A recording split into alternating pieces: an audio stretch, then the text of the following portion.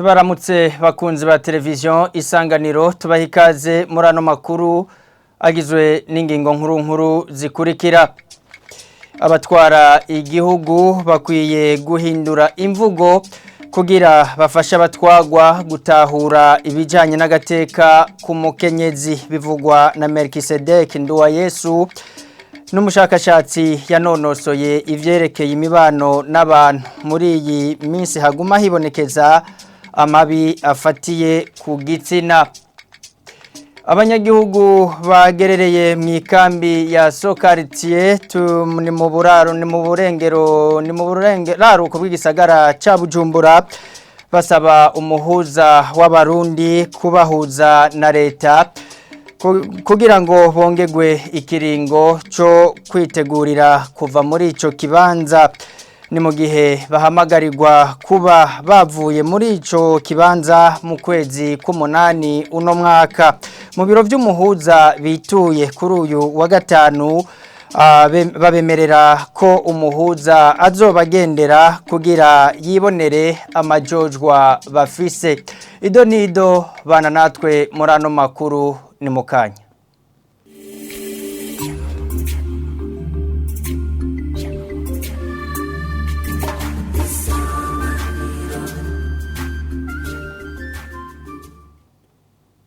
Amakuru yacu tuyatangurire mu gisata c'ubutunzi. Ivy'ijana 95 vy'amafaranga yari yitezwe kugarukanwa mu mabanki kugira ahindugwe yarasubijwe. Vyashikirijwe na Bellarme Bacinoni n'umuvugizi w'ibanki nkuru y'igihugu mu kiganiro c'abavugizi b'inzego ku munsi w'ejo wa kane mu ntara ya Muramvya. Avuga ko ibiharuro nyezina bizoshikirizwa uyavugira ibanki nkuru y'u Burundi, akaba yongera koko ico gikorwa cyo kwegeranya ayo mafaranga cyazanye akarusho. Ku mafaranga yari yitezwe, ibiharuro mfata kibanza dufise gushika uno munsi birerekana yuko ibice 95% kwijana by'amafaranga yari yitezwe ko agaruka mu gisata c'amabanki yarasubije kugira ngo ahindugwe.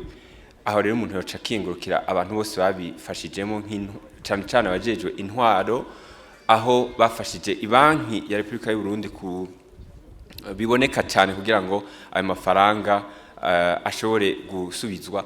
Ariko ibiharuro ntabanduka nkuko mubizi birinda kuzoharurwa byose neza cyane, kuko barinda guharura inoti imwe muzasubijwe, ivyo bizoheza bimenyeshwe. Inyungu ya mbere yabaye yuko nukubera yuko hariho ibikorwa vy'amabanki n'amashirahamwe yo kuziganya no kuguranana vyariko birahungabana, kubera yuko igice kinini c'inoti z'ibihumbi 5 n'inoti z'ibihumbi 10 zitagaragara mu bubiko bw'ayo mabanki ari nayo ajejwe kuhanahana ayo mafaranga. Ivyo bikorwa rero bihungabanye abari ikibazo gikomeye mu gihugu. Iyo amafaranga menshi arunze ahantu umuntu atazi, bishobora guhungabanya umutekano, bishobora guhungabanya ubutunzi, bishobora kubera yuko ibanki ya Republika y'u Burundi arijeje gutunganya ivy'ibiciro iciye mu mabanki, igishobora neza gutunganya ivyo vy'ibiciro mu gufata ingingo ziciye mu mabanki.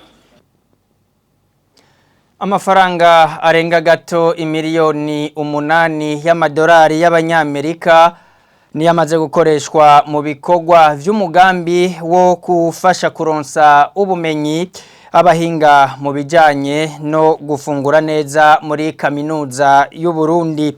Ibanki y'iterambere rya Afrika BAD yategerezwa gufashisha kaminuza y'u Burundi imiliyoni 35 y'amadolari y'abanyamerika kugira ibikorwa bikogwe vyose. Ni Meransi rero Ntunzwe n'Imana n'umuhuza bikorwa muri uyo mugambi ashima ibimaze gukogwa naho hakiriho ibisigaye. Yabivuze kuri uyu wa kane mu rugendo rwakozwe n'umuyobozi mu rwego nshingwantwaro muri iyo banki arabaho ivyo bikorwa bigeze.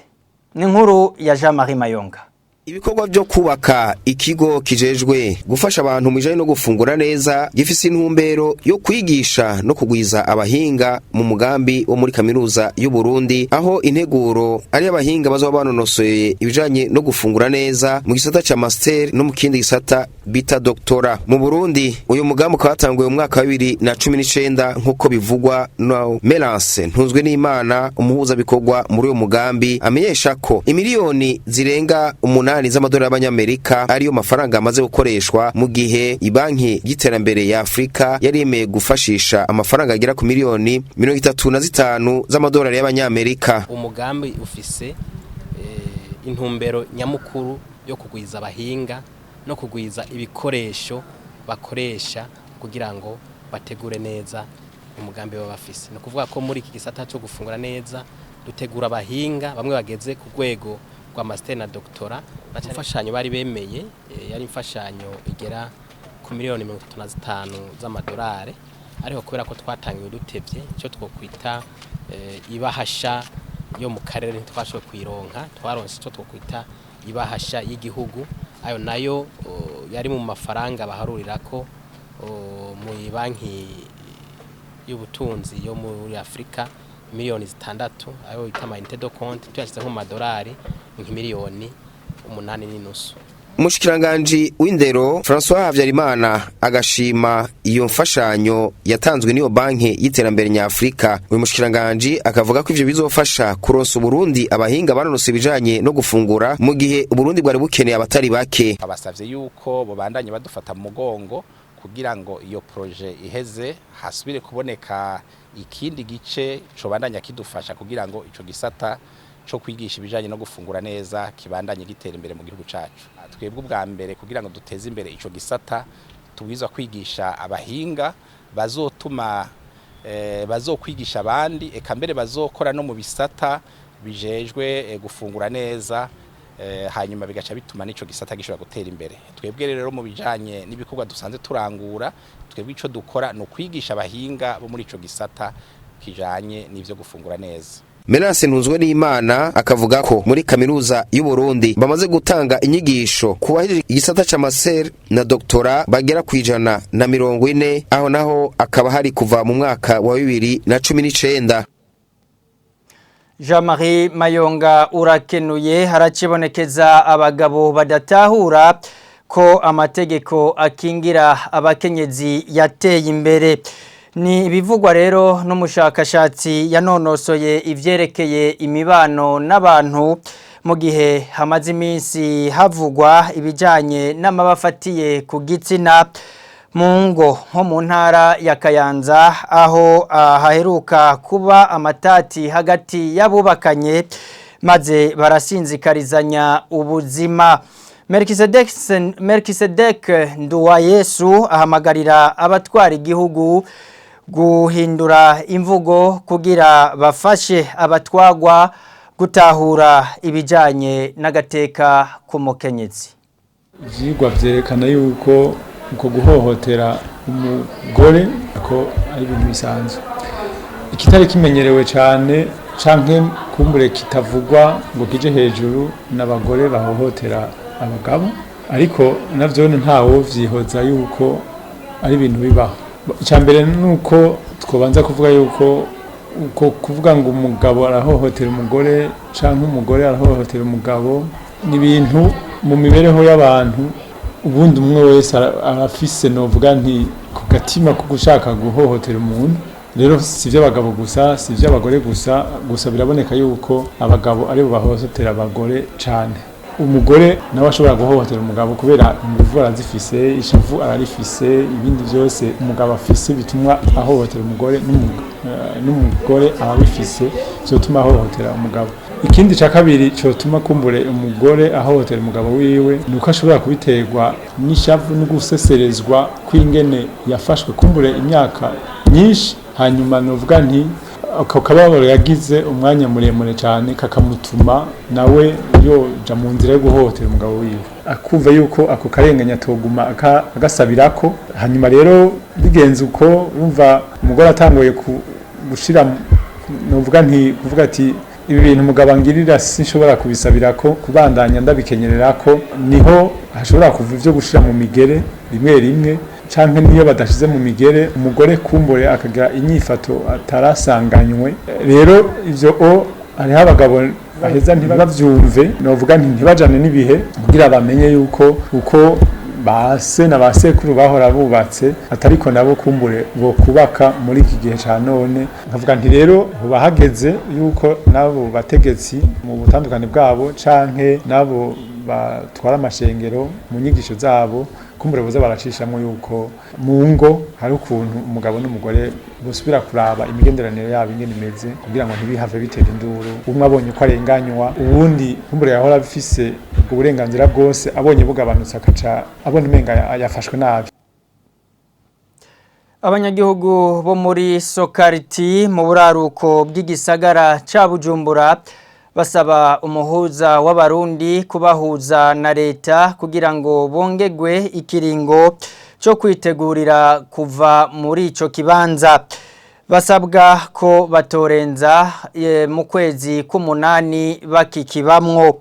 Mu biro vy'umuhuza bituye kuri uyu wa gatanu bakaba bakiriwe n'umuyobozi mwishikira abemerera ko umuhuza azoshika vuba muri Sokariti kugira abumvirize n'inkuru ya Moize Misago.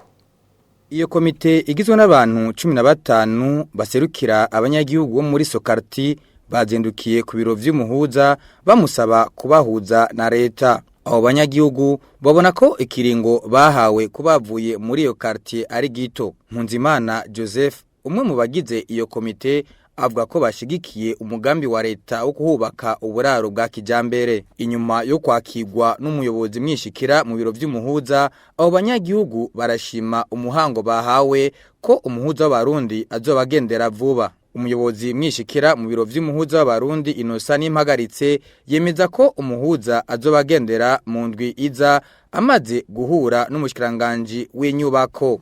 Uwo nawe akaba aherutse gufata ingingo ko abanyagihugu baba muri Sokariti bategerezwa kuba bahavuye bitarenze igenekerezo rya 30 ukwezi kwa munani. Imihana irenga 600 niyo irangwa muri quartier Sokariti. Abavyeyi ikiringo cyo tuma n'ofisi agasi agenda gafyatura hanyuma bakamuha ibisakazo. Iyo komite igizwe n'abantu 15 baserukira abanyagihugu bo muri Sokariti bazendukiye ku biro vy'umuhuza bamusaba kubahuza na leta. Abo banyagihugu babona ko ikiringo bahawe kubavuye muri iyo quartier ari gito. Mpunzimana Joseph umwe mu bagize iyo komite avuga ko bashigikiye umugambi wa leta wo kuhubaka uburaro bwa kijambere. Leta nk'umuvyeyi yarateye intambwe.